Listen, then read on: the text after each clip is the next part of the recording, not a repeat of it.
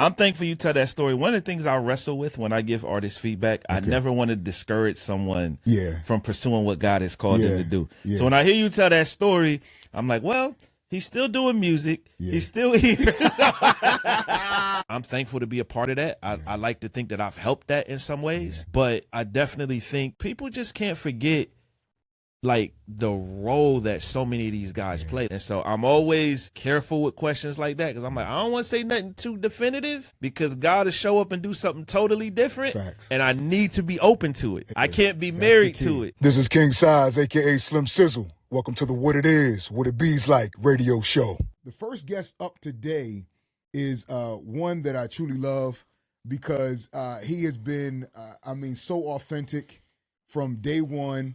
I'm gonna tell you, like, just kind of give a little history lesson, and he kind of laughs about it when I bring it up. There was a moment where I was with my brother Fire Flames. We had reached out to him to do a mixtape, and sometimes I tell you, within the space of CHH, sometimes we don't want to be honest. We don't want to give the proper feedback that we need to hear and tell you, bro, it's not time. You know, what you put in the oven ain't ready to come out yet. You need to keep that in a little bit longer. And he did just that with he and my brother, and I'm so grateful that he did. Let me know about his character. Like, it's not about, I can get on this and I can do that. No. I need you to step your game up. I need you to, sharpen your skill, work on your craft. And I appreciated that feedback. I said that's truly a brother. None other than DJ Wado in the building. What's up, my brother? My brother, man. It's good to be here with you. I'm thankful you tell that story. One of the things I wrestle with when I give artists feedback, I never want to discourage someone from pursuing what God has called them to do. So when I hear you tell that story, I'm like, well, he's still doing music. He's still here. Yes, sir. Yes, sir. I love it because I think that is what's going to keep us going forward. Absolutely. I think the problem that I have is that a lot of times we are so full of yes men and women. I used to remember being in church and they had those services where it's like share your gift night. Yes. And it's sing baby, but the baby can't sing. Right. And we sit up here lying to these children. Right. And showing up for America's Got Talent. And they get booed off and wonder why and get their feelings hurt because they didn't set them up for failure. But I think with that feedback, it helps us to stay on top of whatever it is. If it is a gift, of course, then iron's going to sharpen iron. It's going to help us to get to kind of move forward. Now, go ahead. Well, I was going to say, and the other part of that is we all need someone to help us get better. Exactly. Even when you feel like you're operating at your optimal, sometimes there's another level that you can get to. And it's just like, hey. Exactly. If you tweak this, like my pastor is real good at that. I be thinking I killed it. I done did an event. We got volunteers. My pastor be like, now, I'm going to give you some honest feedback. Yeah, exactly. Exactly. And I appreciate it because it's like, it helps you get better for the next time. But sometimes I just be like, dang, I thought I killed that one. No. But I think, and also I think sometimes we need to be, and I'm not saying be humbled in the way of you need to be humbled. But there are certain times we have to be reminded, like, this is bigger than you. Absolutely. You're a part of. Absolutely. You're a part of. You're not the main attraction. Bro. You're not the feature. Yeah, bro. Yep. So in that frame of mind, I'm so grateful that you did that for me. And I implore everyone that's listening and watching to do the same. Because when we give that feedback, it helps us to keep things at its purest form. Yeah. And we can operate in excellence. And I think when we do that, the music that we put out, the broadcast that we have, the excellence is there. Yep. Because of course, if we're competing with, not saying competing, but in the sense of we are competing with our secular brothers and sisters that are out there doing what they do, and they're moving and functioning in a way that's like, we're trying to get there. No. They need to look to our side and see the excellence that we operate in and say, okay, I want to flow like that. And I think when we do that, it's going to help push culture forward the way it needs to be. Totally agree. So, man, listen, you have been in this game for what, 20? Yeah, 20. 20. This year is 20, bro. 20. Yeah, I started the weekend after Thanksgiving in 2006 is when I'm sorry, I got caught up in Thanksgiving. Thanksgiving. I got caught up in Thanksgiving. I'm sorry. I had a flashback. I had a flashback. The mac and cheese came up. Listen, I don't worry about the cranberry sauce. I don't need none of that. The mac and cheese. Shout out to Mama Size, the mac and cheese. I had a flashback, bro. I almost started sweating. Yeah. But yeah. After That's why I started the weekend after. Let's go. That's why it was the weekend after. Exactly. But yeah, I started the weekend after Thanksgiving. It's funny, man. I there was a brother at my church. I was living in New Jersey, in Newark, New Jersey at that time. There's a brother named Charles Williams, and he was a producer for CBS 2 in New York. Okay. He helped produce the nightly news and worked up there. And I had this idea about podcasting. Yeah. And 2006, man, podcasting is like super new. Super new. There's no podcast app. Spotify doesn't exist. Like iHeart, if they had an app, they didn't have podcasts in there at the time. Yeah. And so you were telling people, put this RSS feed in iTunes. Yeah. That's how they subscribed. Yeah. And I didn't know anything about podcasting. I knew radio because I had done some stuff in college. Okay. And so I always formatted my podcast like a radio show. Yeah. But I didn't know how to like get it out there. Yeah. I just knew this thing was like there. Yeah. And this brother basically opened up his basement to me. And so the first, I think, 29 episodes of Wado Radio, we did every Sunday night in his basement. We'd release them on Mondays. And I started buying some equipment. I had like this Cord D12 recorder, digital recorder. Yeah. So I recorded so many episodes on that.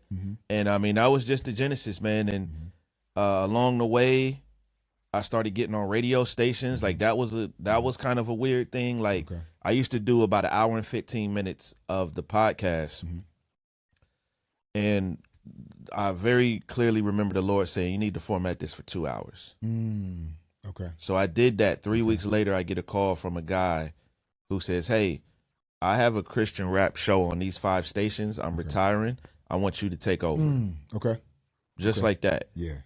And so that put me on in New York, upstate New York, like Poughkeepsie, like areas like that, Central Jersey. And then I started getting on other stations. But it literally just started from let's try this way because no one will put me on the radio. And then 20 years later, here we are. So, yeah. What was that feeling like? If you go back, just looking back on your Genesis, what was your mindset? What were you feeling in that season? I love that question, bro. That's an amazing question. This is what I was feeling. I had just really started finding out about Christian hip hop. So, a lot of dudes that you're super cool with, Jay Johnson, R. Swift, those were early heroes of mine. Yeah. Jay always tells me, even to this day, I'm still your favorite Christian rapper. And I'm like, you will always be my favorite Christian rapper. Shout out to Jay. But see, I tell Jay, he had a mixtape series back in the day. I was like, you never hit me to host, though. Yeah, see? Got him. But honestly, I was trying to get my friends to listen to Christian hip hop. That was the whole thing. There was no like master plan of like, man, I'm going to make this career. Like, bro, I was working in finance. I was making really good money, corporate America. Yeah. I was finishing up my master's degree. Actually, I just finished it. No, I just finished it in 06. And so I was good. Yeah. This was like, let me give back in a way to something that is given to me. It was really the only place at that time. I mean, the church world is kind of different now, but I was going to a really traditional church. And so I didn't have a lot of people in my life that loved Jesus and loved hip hop. Got you. You know what I mean? Yeah. Now, obviously, like we love Jesus more than we love hip hop. Exactly. But I'm just saying there's just a cultural thing that's a little bit different about us who grew up like that at that time. Right. And so Christian hip hop was giving me that. Yeah. Because it was showing me, young brothers came from similar backgrounds as me, loving their wives, loving their kids, loving their families, like doing all of the things that the Bible prescribes us to do, but they also loved hip hop. Gotcha. And I needed that. And so I was trying to help other people come into that space. Gotcha. Now, lo and behold, I didn't know there was a whole world of people doing this. Right. So, very early on, I met DJ D-Light. Okay. He's one of the first media people that I met. Track stars. Yeah. Now, this is funny.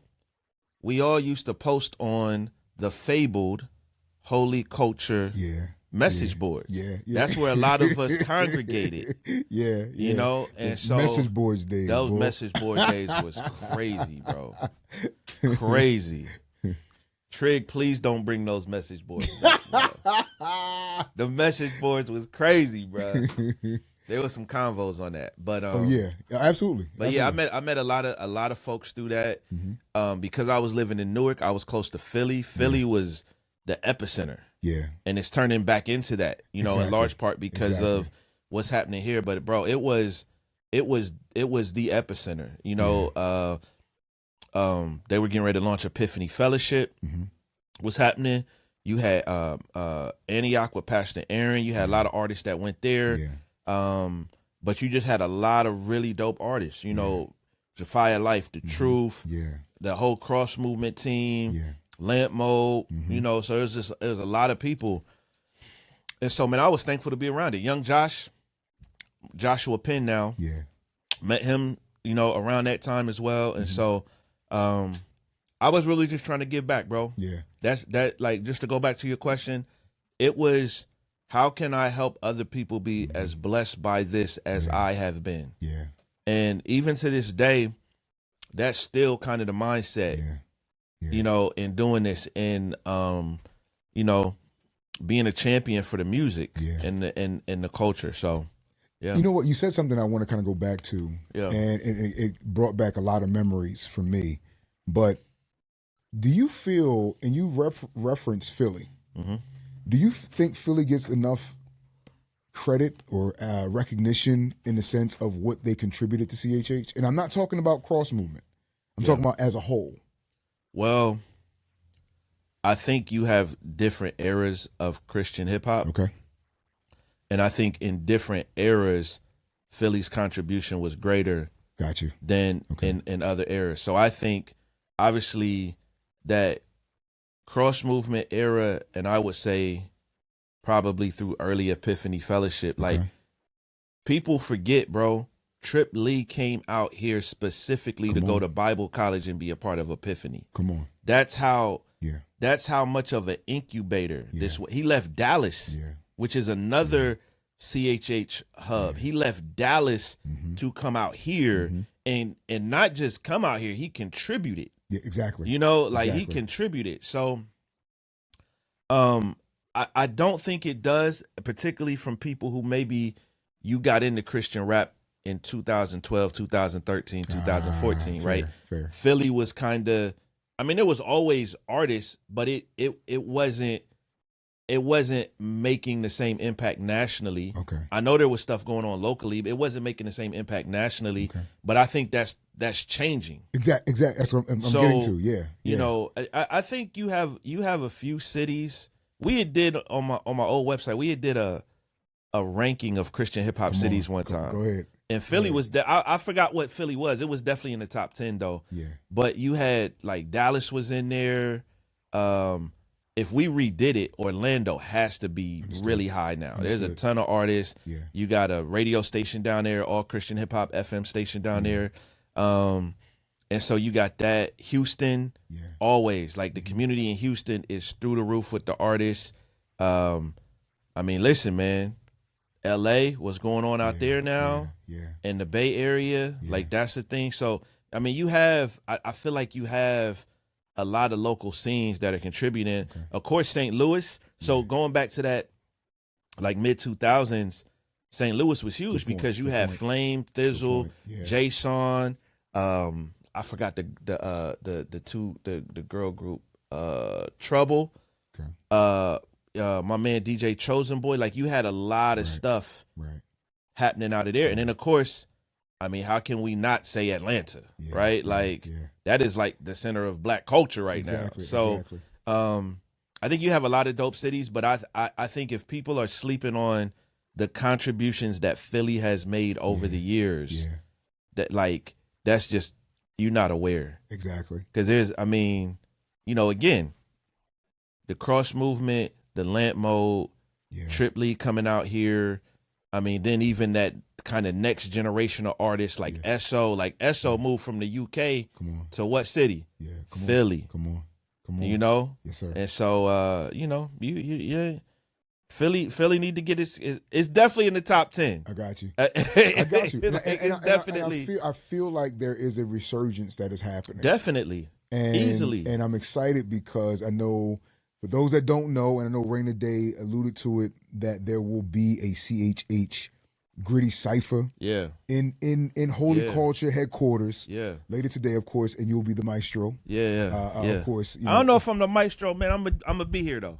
I'm gonna be present. But when they know Wado in the room, it's gonna do something. If something happens. 'Cause it may be a few scratches or something. I don't know. But, it may happen. But there does feel like there is a resurgence happening here. Which I love. Which I love. Now, when did you fall in love with just the art of being, I guess you could say, the element of DJing? Man, so it evolved over time. Okay. So I've always been around music because my parents always had music in the house. Got you. Always, bro. Yeah. Like, I mean, jazz records, gospel records, R&B, little bit of soul and funk, but mostly that. And then I fell in love with hip hop when LL Cool J dropped Radio. Like, I was young with that joint. Like, I was young, but it was like, that was like the first thing that I bought. Jazzy Jeff and Fresh Prince, loved them. They say Philly. And then I think over the years, like I actually remember the first piece of vinyl I bought. I was 13, and it was you have to really be into hip hop to know this group. But it was a Hieroglyphics 12-inch group from the West Coast, like Casual, Dale, all of them. It was the Never No More remixes, Souls of Mischief. But at 13, 13, to me, okay. Yeah. I remember the record store and everything. It used to be on Livingston Avenue in Columbus, Ohio. That's where I grew up. It's not a record store anymore. And sometimes I pass by there just nostalgic. Exactly. You know, it's probably been 3 or 4 different shops in there now. Like it's in the hood. It's like that's near Fairwood Avenue. Like bro. So see that just in that moment, that feeling, because a lot of young people I talk to, they don't know what it's like going to.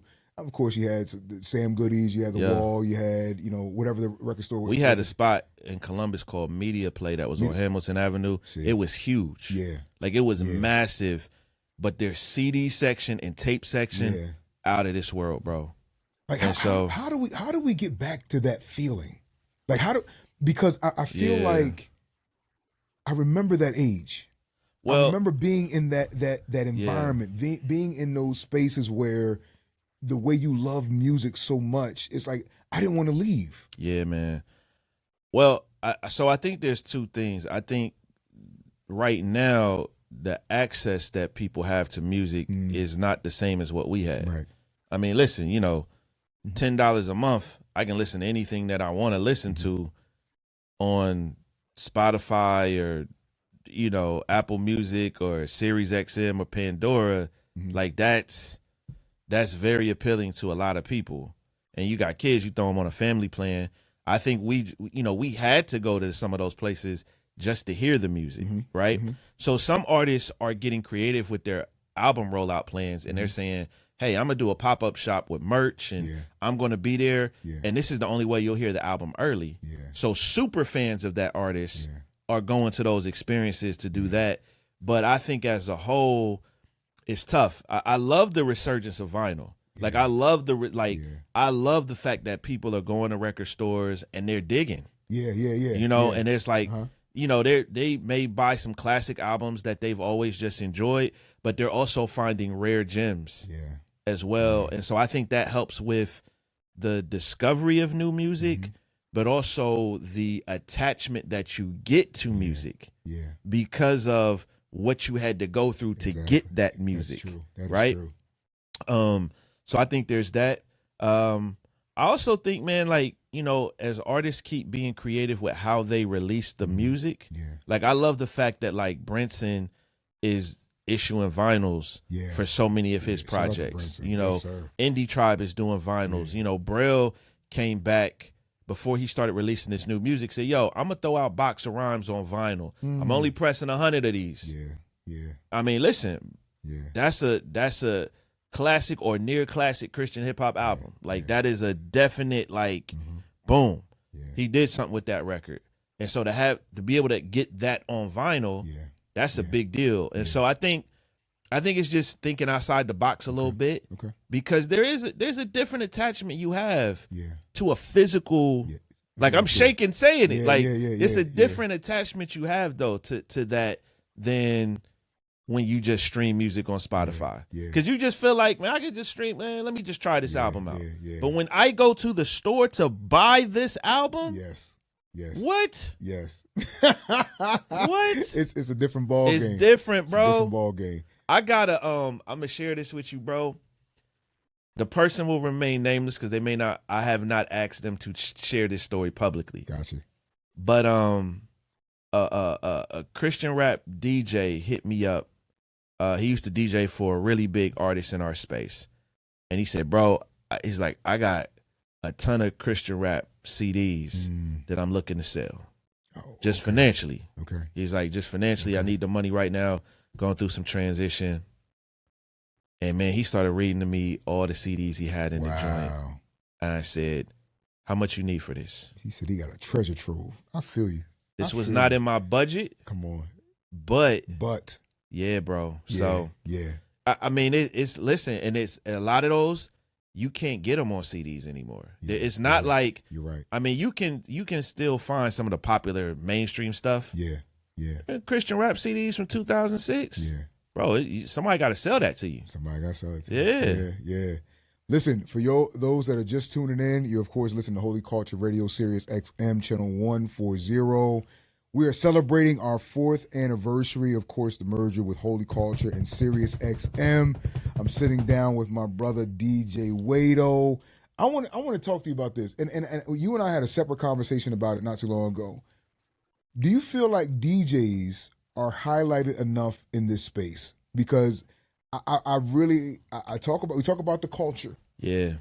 When we talk about hip hop, we talk about, in this space of CHH, does the DJ get enough recognition? Are we noticing the contribution? Are we noticing their presence? Are they present as much as they should be? And if not, what must happen for that to get enough exposure for you to learn more about that element of this culture? Yeah, it's another great question. I think it has gotten better. Okay. Right? So I definitely think there was a season where DJs really didn't get a lot of recognition. I think, though, like a space like the Kingdom Choice Awards has always made space to honor Christian DJs. Yeah. You have like the Christian Nightlife Awards. You got the Spin Awards. Like you have some places now that are newer that are, specifically kind of focused on that. But I think some of that is DJs are also more visible now. Got you. Right? Yeah. So probably my favorite Christian rap DJ ever is DJ Official. Got you. Right? Like I just always looked up to that dude. Yeah. How often did he talk? Right. Like I mean, I have one of the few interviews that he's done. Like he wasn't talking on. He has a whole album that he produced, curated. That's amazing. Yeah, he didn't talk on it. Right. And so I think some of it is the culture in hip hop now warrants more. It's more normal for DJs to talk on the records. Gotcha. So. You get a Mike LV, you get a Trendsetter Sense, you get a DJ Focus, you get a DJ Wado. Like you get us actually not just like shouting out something, actually contributing something to the song and the experience that adds to it. And so I think that's helping it. Yeah. I also think, I mean, you look at the brothers on our station, Baradox, B+, like these are real DJs that are actually like, mixing records and curating and having opinions and, all of the different things. I mean, listen, I Rock Jesus, like that brother was so amazing as a DJ. Yes. And he was great at mixing and also talking on the mic and also honoring others. Yes. Me and one of his good friends is DJ Sean Blue. Me, him, and Jesus Beast was talking one day. And I said, DJs don't get honored that much in our space. I said, but the funny thing about it is every major award show that honors DJs, iRock got honored at some point. Yes. Christian Hip Hop Hall of Fame, Spin Awards, the Christian Nightlife Awards, Kingdom General with the Kingdom Choice Awards. Yeah. He got the, I don't know what you call that. It's not, I don't know what you would call, if it was 3 is a trifecta, 4, I don't know what you call it, but he got it. Yeah. Like he got it. Like everybody universally recognized the contribution that this man made. And obviously he's not with us anymore. But I think that sets a tone. And not that it's about awards and all of that stuff, but I think people are definitely paying more attention to the DJ. Absolutely. Because just for a variety of reasons. And so I'm thankful to be a part of that. I like to think that I've helped that in some ways. But I definitely think people just can't forget like the role that so many of these guys play. Like I got an Indie Tribe shirt on right now. That group is not the same without Mike LV. Like it ain't just him on the front part of the record saying 5 letters to, like, it's so much more. So much more. He's helping to choose beats. He's coaching people on their verses. Like he's A&R in these projects. So I think as our listenership as well gets more immersed in the culture, that becomes evident. Amen. So show love to the DJ. Yeah, man. Show love to us. Show love to us. Listen, before we wrap, I do want to say this. Now, thank you for all you've done in those 20 years. Thank you, bro. But I ask you, what is the future for DJ Weirdo? Man, if you could look ahead, what do you see? Yeah, so I think you'll see me continuing to release music. Okay. I think you'll see me mentoring and discipling more artists and even DJs. Okay. You definitely see that. I mean, radio will always be at the core of what I do. Just because of the impact that it's had on me. So you always see that. But I mean, I think those are those are the kind of things that I dream about right now. Like it's how can I continue to help amplify other voices and help other people reach their dreams and goals. You may see me touring a little bit. I've had some conversations. Let's go around some different things. I haven't even been angling for this, but I love doing events, and so there's been a little bit of that as well. It's like, hey, like let's get you back in this event space. Yes, sir. So, I ultimately, man, I always say this: we can have dreams, goals, aspirations. We can make our plans. But God is going to order the steps. Yes, sir. And so I'm always careful with questions like that because I'm like, I don't want to say nothing too definitive. Because God will show up and do something totally different. Facts. And I need to be open to it. Exactly. I can't be married to it. I can't be married to it. So I think those are the things, man. Like I am enjoying this phase of my career. I was telling someone the other day, when we started this 4 years ago, this union, not Holy Culture. Holy Culture's been around a long time. But this union of Holy Culture and SiriusXM, one of the things I had to come to grips with is like, hey, this is you're in a different season of life. This is going to be different than when you were doing the Wado Radio Show podcast and self-syndicating. And I didn't even fully know what that all was going to entail. But I had to mentally and emotionally prepare myself for that because it's just a different season of life. My kids are older. My wife has different needs. She's way more involved in her career. So it's like I can't even put the same amount of time. And I don't live in New Jersey anymore. I live in Raleigh, North Carolina. So going to Ja Rockin' is not an option. Right?